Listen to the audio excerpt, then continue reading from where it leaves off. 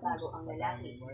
Ngunit tumanggi si Eva sa pakiusap ng kanyang Estas nobyo. dayan, bisuko Katwiran ko ng tanaw nurse, bata riabi kahit pari sa kanya ako nakapangalan ang bahay, si Felix pa din ang bumili nito at Nawa na ko hindi na. daw tama na doon tumira sa Eva Lisod ko gugos dahil kong hindi pa hangin. naman sila kasal. Gamit igay kong Dahil jagin yun, dito, pero dako may ko ron. ibang tumira sa bahay na binili ni Dali Felix. ka na na, kit mailhan Ito dyan ko ay dako ang ko na. nakakatanda niyang kapatid na si Richard na isang Anak ko taxi salib, adto driver. sa dyan ko kay Ang dili ko maayo napag-usapan anong lamang sakin sana sa ng makeup na ko. magkapatid ay si Richard lamang ang pansamantalang titira sa dalawang palapag na bahay.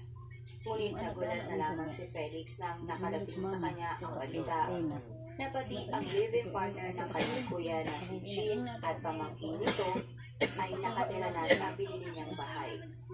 Nang nagkausap ang magkapatid, nagmakaawa si Richard kay Felix na naganding tumira ang kanyang pamilya sa bahay dahil maliit lamang ang inuupahan nilang kwarto at dapat na umanong maawa si Felix sa kanyang pamangkin.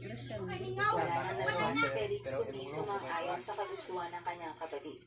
Pero bukod sa pagpapatira sa kanyang kuya sa kanyang bahay, buwanan din nagpapadala si Felix ng pera para allowance ng kanyang kuya.